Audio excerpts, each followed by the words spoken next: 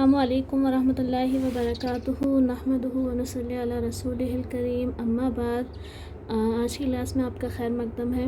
پچھلی کلاس میں ہم نے اسم اور اس کے علامتوں کے بارے میں بات کی تھی۔ آج کی کلاس میں ہم اس سے آگے کا سبق شروع کرنے جا رہے ہیں جو کہ فعل کے بارے میں ہے۔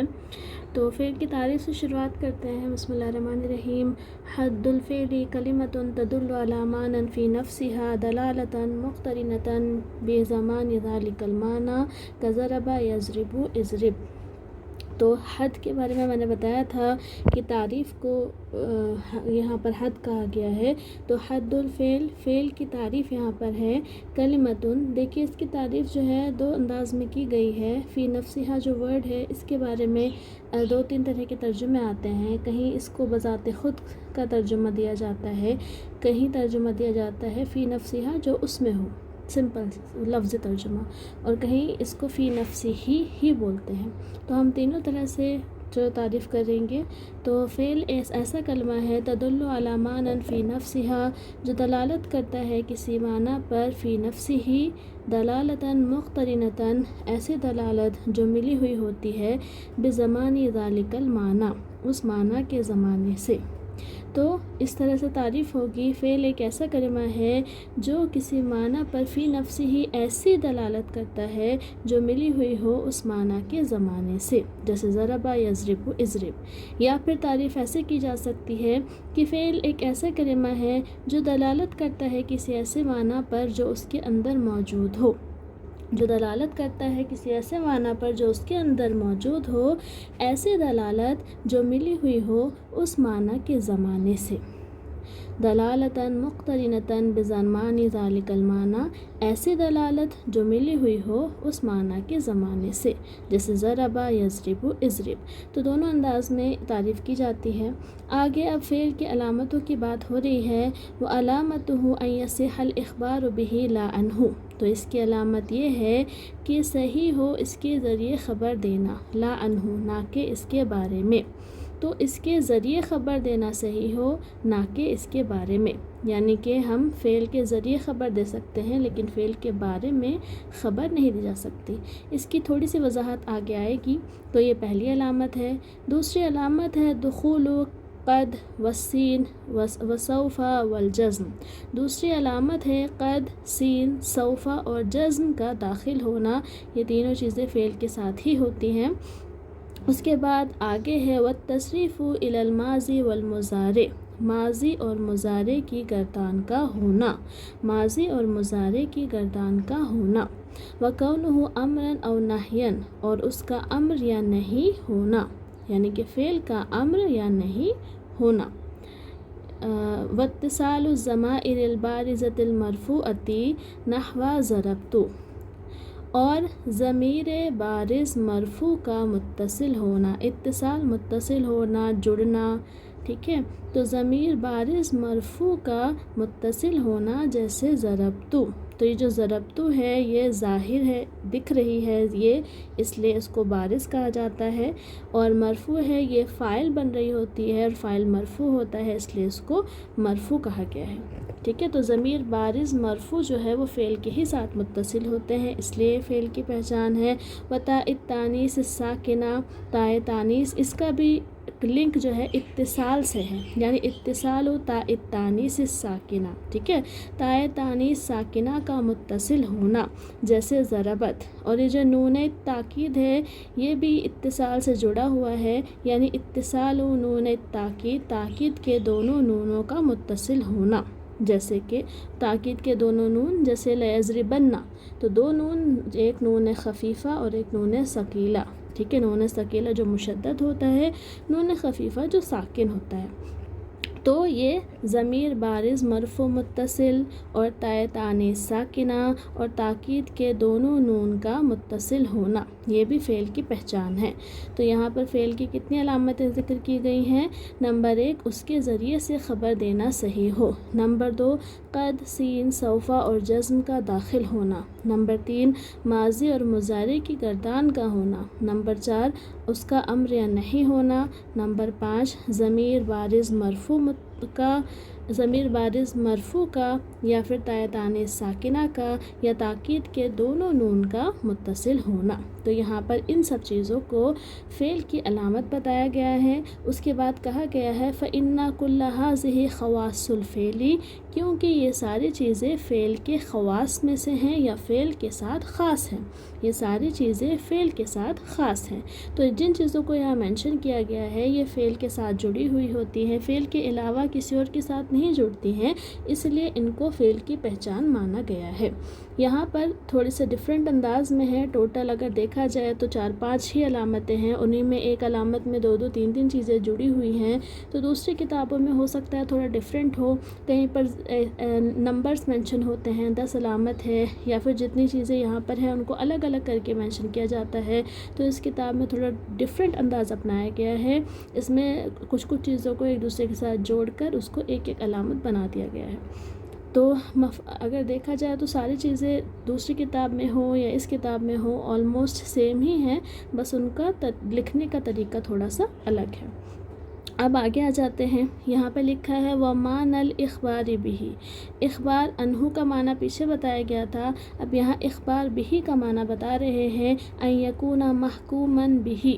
تو اخبار بِهِ کا مطلب یہ ہے کہ وہ محکوم بِهِ ہو، یعنی اس کے ذریعے سے کسی پر حکم لگایا گیا ہو، ٹھیک ہے۔ تو جیسے یعنی کہ مسند وہ چیز ہوتی ہے، مسند حکم کو کہتے ہیں، ٹھیک ہے، اور مسند الیہ جس پر حکم لگایا گیا ہو۔ تو اسم مسند الیہ ہوتا ہے اور فعل جو ہوتا ہے وہ مسند ہوتا ہے۔ تو محکوم بِہ کا مطلب آپ یہی سمجھ لیجئے کہ مسند ہو، ٹھیک ہے۔ اب کہہ رہے ہیں وَيُسَمَّى فِعْلًا بِاسْمِ أَصْلِهِ، فعل کا نام فعل رکھا گیا ہے اس کے اصل کے نام کی وجہ سے، وَهُوَ الْمَصْدَرُ، اور فعل کی اصل کیا ہوتی ہے؟ مصدر، لِأَنَّ الْمَصْدَرَ هُوَ فِعْلُ الْفَاعِلِ حَقِيقَةً، کیونکہ حقیقت میں مصدر ہی فاعل کا فعل ہوتا ہے، کیونکہ حقیقت میں مصدر ہی فاعل کا فعل ہوتا ہے۔ مصدر جو ہے وہ کسی کام کو بتاتا ہے، جیسے کھانا، پینا، اٹھنا، بیٹھنا، سونا، جاگنا، یہ سب کام ہیں۔ تو مصدر اصل میں کیا ہے؟ وہ ورڈ ہے جو کام کو بتاتا ہے، تو کام کو عربی میں فعل کہتے ہیں۔ تو مصدر سے جو الفاظ نکلتے ہیں ان کا نام فعل رکھا گیا ہے۔ اب نحوی جو ہے وہ یہ مانتے ہیں کہ مصدر اصل ہوتا ہے اور مصدر سے ہی فعل نکلتے ہیں، تو اس حساب سے یہاں پر یہ بات کہی گئی ہے۔ جو صرفی ہوتے ہیں ان کی سوچ ڈفرینٹ ہے، وہ فعل کو اصل مانتے ہیں اور کہتے ہیں کہ مصدر فعل سے نکلا ہے، لیکن نحویوں کا نقطہ نظر الگ ہے۔ وہ اسم مصدر دیکھا جائے تو اسم ہے، تو وہ اسم کو پہلے مقام پر رکھتے ہیں اور اس کے بعد فعل کو سیکنڈ نمبر پہ۔ تو ان کے حساب سے مصدر اصل ہے اور فعل مصدر سے نکلتا ہے، اور چونکہ مصدر اصل میں کام ہی کو کہتے ہیں تو جو ورڈ مصدر سے نکلا ہے کام کو شو کرنے کے لیے اس کا نام فعل رکھا جاتا ہے۔ تو یہاں پر فعل کی مختصر تعریف اور اس کے علامتوں کا ذکر ہو گیا ہے۔ اب ہم حرف کی طرف جاتے ہیں۔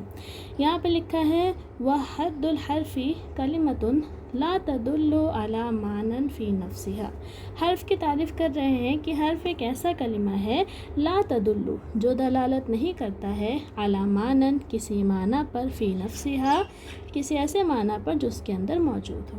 تو حرف ایک ایسا کلمہ ہے جو دلالت نہیں کرتا ہے کسی ایسے معنی پر جو اس کے اندر موجود ہو، ایسے بھی آپ تعریف کر سکتے ہیں، یا جو فی نفس ہی کسی معنی پر دلالت نہیں کرتا ہے، ایسے بھی کر سکتے ہیں۔ بل تدل علی معنی فی غیرہا، بلکہ وہ اس معنی پر دلالت کرتا ہے فی غیرہا جو کسی دوسرے کے اندر ہو، یعنی حرف کے علاوہ کسی کلمے کے اندر ہو، بلکہ وہ دلالت کرتا ہے کسی ایسے معنی پر جو دوسرے کے اندر ہو۔ اب اس کی ایکسپلینیشن یہاں پر آ رہی ہے، نحو من، جیسے کہ من ایک حرف ہے، یہ حروف جارہ میں شامل ہے، یہ اپنے بعد والے کو جر دیتا ہے، تو کہا جا رہا ہے فَإِنَّ مَعْنَاهَا الْإِبْتِدَاءُ، من کا ایکچوئل معنی ہوتا ہے ابتدا، ٹھیک ہے، معنی ابتدا ہے۔ وَهِيَ لَا تَدُلُّ عَلَيْهِ إِلَّا بَعْدَ ذِكْرِ مَا مِنْهُ الْإِبْتِدَاءُ، وَهِيَ لَا تَدُلُّ عَلَيْهِ، لیکن وہ یعنی کہ من نہیں دلالت کرتا ہے اس معنی پر، یعنی کہ ابتدا پر. من نہیں دلالت کرتا ہے اس معنی پر مگر اس چیز کے ذکر کے بعد جس سے ابتدا ہوئی ہو. ابتدا یعنی کہ شروعات. ٹھیک ہے، تو من یہ بتاتا ہے کہ کہیں سے شروعات ہو رہی ہے، لیکن جب تک من کے ساتھ اس چیز کا نام نہیں جوڑا جائے جس سے شروعات ہو رہی ہے تب تک من کا پراپر معنی سمجھ میں نہیں آتا ہے. ٹھیک ہے، تو اصل معنی تو ابتدا ہے، لیکن ابتدا کے معنی پر وہ دلالت نہیں کر سکتا. اکیلے تنہا کوئی سینسیبل میننگ اس کا نہیں نکل سکتا. اس سے کوئی سینس بنے اس کے لیے کسی اور کلمے کو اس کے ساتھ جڑنا پڑتا ہے. تو یہی کہا گیا ہے کہ من نہیں دلالت کرتا ہے اس معنی پر یعنی کہ ابتدا پر مگر اس چیز کے ذکر کے بعد جس سے ابتدا کی گئی ہو. کل بصرتی والکوفہ، جیسے کہ بصرہ اور کوفہ. مثال کے طور پر تقول سرت من البصرتی الی الکوفہ. مثال کے طور پر آپ کہتے ہیں کہ میں نے بصرہ سے کوفہ تک سفر کیا یا میں بصرہ سے کوفہ تک چلا. سارے ایسے چلنا سفر کرنا دونوں معنی آتے ہیں. تو میں بصرہ سے کوفہ تک چلا یا میں نے بصرہ سے کوفہ تک سفر کیا. ٹھیک ہے، تو یہاں پر دیکھیے من کے ساتھ البصرہ جڑا ہے. تو یہاں پر اس جملے کا مطلب ہے سفر کی شروعات ہوئی بصرہ سے یعنی ابتدا ہوئی بصرہ سے اور اختتام ہوا کوفہ پر. ٹھیک ہے، تو من جو ہے یہ اس کا معنی ہوتا ہے ابتدا، لیکن جب تک من کے ساتھ بصرہ ورڈ کو نہیں جوڑا تب تک اس کے معنی کی کوئی سینس یہاں پر نہیں بنی. من کا معنی ابتدا کا ہوتا ہے، لیکن اگر کوئی صرف من کہے اس کے بعد آگے کچھ نہ کہے تو من کا کوئی مطلب نہیں بنتا. ہم اردو میں ایسے لوگ بولتے ہیں کہ یہاں پر کہا جاتا ہے کہ حرف کسی معنی پر دلالت نہیں کرتا، اس کا کوئی میننگ نہیں ہوتا ہے، لیکن من کا مطلب سے ہوتا ہے، الا کا مطلب تک ہوتا ہے، فی کا مطلب میں ہوتا ہے، اعلیٰ کا مطلب پر ہوتا ہے. تو آپ کیسے کہہ سکتے ہیں کہ حرف کسی معنی کو نہیں بتاتا؟ اس کا ہی جواب یہاں پہ دیا ہے کہ کوئی معنی ہوتا ہے لیکن حرف اس معنی پر ایک معنی ہوتا ہے معنی، لیکن حرف اس معنی پر تب تک دلالت نہیں کر سکتا جب تک اس کے ساتھ کوئی اور چیز جڑ کر نہ آئے. جب اس کے ساتھ کچھ اور جڑ کر آتا ہے تب حرف کا جو اصلی معنی ہوتا ہے وہ ظاہر ہوتا ہے، تب حرف اپنے معنی پر دلالت کر پاتا ہے. اگر اس کے ساتھ کوئی ورڈ جڑ کر نہیں آئے، وہ تنہا ہو، اکیلا ہو، تو آپ اس سے کوئی بھی صحیح معنی نہیں لے سکتے ہیں. ٹھیک ہے، حرف کے اندر اتنی طاقت نہیں ہے کہ وہ اکیلے ہی کوئی معنی کوئی سینسیبل معنی بتا سکے. جیسے ہم کہیں گے بیتن، تو بیتن کا مطلب ہوتا ہے گھر. تو اگر ورڈ بیتن ہی اکیلا ہے، اس کے ساتھ کوئی اور چیز نہیں جڑی ہے، تب بھی وہ اپنے مسمى پر یعنی کہ گھر پر دلالت کر رہا ہے، اس کا میننگ کلیئر ہے. لیکن اگر آپ صرف سے یا پر کہتا رہے تو آگے جو ہے لوگوں کو کنفیوژن ہوگی، کہاں سے کہاں تک کہاں پر کچھ سمجھ میں نہیں آئے گا. تو اسی کو کہا جاتا ہے کہ معنی ہوتا ہے ان کا، لیکن وہ اس معنی پر اکیلے دلالت نہیں کر سکتے، انہیں کسی اور کے سپورٹ کی ضرورت پڑتی ہے. ٹھیک ہے، اس کے بعد یہاں پہ کہا گیا ہے وَعَلَامَتُهُ، حرف کی علامت، اللہ يَصِحَّ الْإِخْبَارُ عَنْهُ وَلَا بِهِ، کہ صحیح نہ ہو اس کے ذریعے خبر دینا، اس کے بارے میں خبر دینا، وَلَا بِهِ، اور نہ ہی اس کے ذریعے خبر دینا. ٹھیک ہے، تو حرف کی پہلی علامت یہاں پر ذکر کی گئی ہے اللہ یصح، صحیح نہ ہو، اخبار بھی ولا اخبار عنہ ولا بھی، صحیح نہ ہو. ایک تو اس کے بارے میں خبر دینا، دوسرا اس کے ذریعے خبر دینا، یعنی کہ نہ تو اخبار عنہ صحیح ہے نہ ہی اخبار بھی صحیح ہے. یہ دونوں چیزیں حرف کے ساتھ نہیں ہو سکتی. اور کیا ہے وَأَلَّا يَقْبُلَ علامات الاسماء ولا علامات الافعال، یہ قبول نہیں کرتا ہے اسم کی علامتوں کو اور نہ ہی فعل کی علامتوں کو. یہ نہ تو اسم کی علامت کو قبول کرتا ہے اور نہ ہی فعل کی علامتوں کو قبول کرتا ہے. تو نہ تو اخبار عنہ جائز ہے، نہ ہی یہاں پر اخبار بھی صحیح ہے، نہ ہی کوئی اسم کی علامت کو یہ قبول کرتا ہے اور نہ ہی کسی فعل کی علامت کو قبول کرتا ہے. یعنی کوئی ایسا کلمہ آپ دیکھیں جس میں فعل کی کوئی علامت نہیں پائی جا رہی، اسم کی کوئی علامت نہیں پائی جا رہی، نہ تو اس کے بارے میں خبر دینا صحیح ہے نہ اس کے ذریعے خبر دینا صحیح ہے، تو آپ سمجھ جائیں کہ یہ کلمہ حرف ہے. اس کتاب کے مطابق۔ اب لیکن یہ ایسے ہی خامخواہ میں نہیں آیا ہے، بلکہ اس کی اپنی اہمیت ہے، اس کے اپنے فائدے ہیں، اس کی اپنی ضرورت ہے۔ تو اسی کی طرف یہاں پر اشارہ کیا جا رہا ہے، کہہ رہے ہیں وَلِلْحَرْفِ فِي كَلَامِ الْعَرَبِ فَوَائِدُ، کلام عرب میں حرف کے کچھ فائدے ہیں، کلام عرب میں حرف کے کچھ فائدے ہیں۔ اب ان میں سے ایک فائدہ یہاں پہ بتا رہے ہیں کہ ربط کا مطلب ہوتا ہے تعلق پیدا کرنا، کنیکشن پیدا کرنا، دو چیزوں کو آپس میں جوڑ لینا۔ تو یہاں پر بتا رہے ہیں کہ ربطی بین الاسمین، تو فائدہ حرف کا بتا رہے ہیں جیسے کہ دو اسموں کے درمیان تعلق پیدا کرنا، دو اسموں کے درمیان تعلق پیدا کرنا، جیسے زید فی الداری، زید ایک اسم تھا، دار دوسرا اسم تھا، دونوں کو فی کے ذریعے جوڑ دیا گیا۔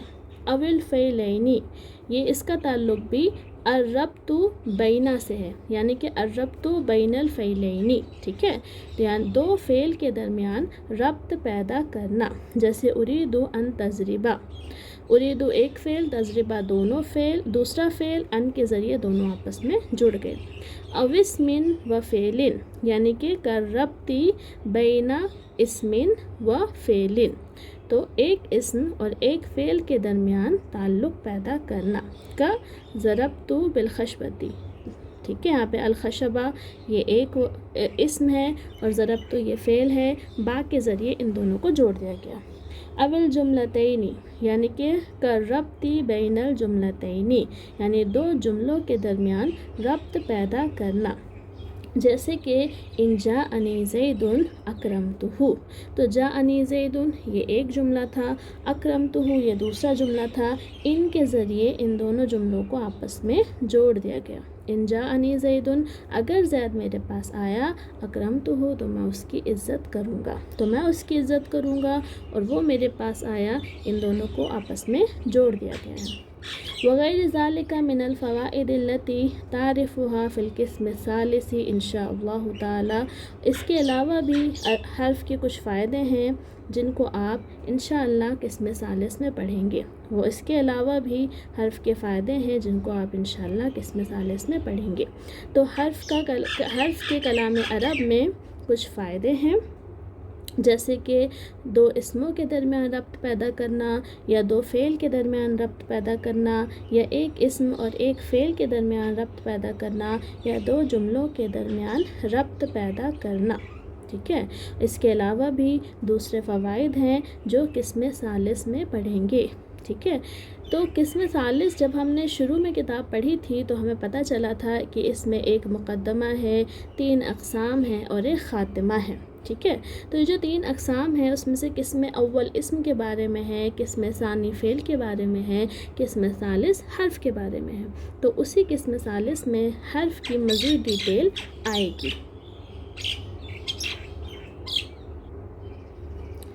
اب ایک چیز یہاں پر الگ آ گئی ہے، یا دیکھیے یہاں پہ لکھا ہے انشاءاللہ، تو انشاءاللہ اصل میں یہ 3 ورڈ ہے، ان الگ ہے، شاء الگ ہے اور اللہ الگ ہے، ان حرف ہے، شاء فعل ہے اور اللہ اسم ہے، تو تینوں الگ الگ ہیں۔ لیکن یہاں پر جو ہے تھوڑا سپیلنگ مسٹیک ہے، یہاں پر انشاء کو ان اور شاء کو اکٹھا کر دیا ہے، اور یہ ایک حرف اور ایک اسم جو ہے، ایک حرف اور ایک فعل یہاں پر ایک اسم کی طرح شو ہو رہا ہے۔ تو انشاءن یہ ایک اسم ہے اور اس کا میننگ الگ ہے، تو انشاء جب لکھا جاتا ہے تو ان الگ لکھا جاتا ہے، شاء الگ لکھا جاتا ہے اور اللہ الگ لکھا جاتا ہے۔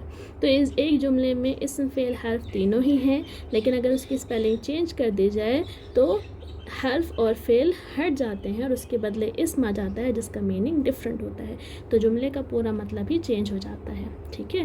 تو اس کی سپیلنگ غلط ہے، اس کو ایسے نہیں لکھنا چاہیے۔ بہرحال ہم آگے بڑھتے ہیں، یہاں پہ لکھا ہے وَيُسَمَّى حَرْفًا لِوُقُوعِهِ فِي الْكَلَامِ حَرْفًا أَيْ طَرْفًا۔ دیکھیے حرفن اے طرفن کی پہلے بات کر لیتے ہیں۔ حرف کا معنی ہوتا ہے طرف، یعنی ایک کنارہ، ایک سائڈ، ٹھیک ہے۔ تو اب حرف کا نام حرف کیوں رکھا گیا ہے؟ یسمى حرفن، اس کا نام حرف رکھا گیا ہے لِوُقُوعِهِ فِي الْكَلَامِ حَرْفًا، اس کے کلام میں ایک طرف واقع ہونے کی وجہ سے، اس کے کلام میں ایک سائڈ واقع ہونے کی وجہ سے۔ کیوں؟ اِذْ لَيْسَ مَقْصُودًا بِالذَّاتِ مِثْلَ الْمُسْنَدِ وَالْمُسْنَدِ إِلَيْهِ، کیونکہ یہ مسند اور مسند الیہ کی طرح مقصود بالذات نہیں ہوتا ہے. یہ مسند اور مسند الیہ کی طرح مقصود بالذات نہیں ہوتا ہے. تو دیکھنے میں تو اگر آپ دیکھیں تو حرف کبھی شروع میں آتا ہے، کبھی بیچ میں آتا ہے، لاسٹ میں تو کہیں پر نہیں آتا، ایک کنارے پہ تو کہیں پر نہیں آتا. پھر یہاں پر یہ بات کیوں کہی گئی ہے؟ تو یہاں پر آپ ایسے سمجھ لیجئے جیسے ایک کہانی ہوتی ہے جس میں کچھ مین کردار ہوتے ہیں اور کچھ سائیڈ کیریکٹر ہوتے ہیں. تو مسند اور مسند الیہ کسی بھی جملے میں مین کردار ہوتے ہیں اور جو حرف ہوتا ہے وہ سائیڈ کیریکٹر ہوتا ہے، ایک طرف ہوتا ہے. یعنی اصل اہمیت مسند اور مسند الیہ کی ہوتی ہے، یعنی اسم اور فعل کی ہوتی ہے اصل اہمیت. ٹھیک ہے، حرف کی ان کے مقابلے میں اہمیت نہیں ہوتی. تو اصل جو ہے مین کیریکٹر جو ہے وہ مسند اور مسند الیہ ہیں، اور حرف یہ سائیڈ کیریکٹر ہے. اسی لیے کہا گیا ہے کہ ایک کنارے پر رہتا ہے، اس کی اتنی اہمیت نہیں ہوتی، یہ اتنا مقصود نہیں ہوتا جتنے وہ مقصود ہوتے ہیں. اسی حساب سے اس کو حرف نام دیا گیا ہے. تو ایکچوئل میں یہ کنارے پر نہیں ہوتا، بلکہ اپنی اہمیت کے حساب سے، اب اس مقصود ہونے کے حساب سے یہ کنارے پر ہوتا ہے، سائیڈ پر ہوتا ہے. اسی لیے اس کا نام حرف رکھا گیا ہے. تو فعل کی تعریف اور حرف کی تعریف اور اس کے بارے میں چند باتیں ہو گئی ہیں. اب انشاءاللہ آگے کلاس ہم اگلی ویڈیو میں کنٹینیو کریں گے. آج کے لیے ہم اتنا ہی رکھتے ہیں. السلام علیکم ورحمۃ اللہ وبرکاتہ.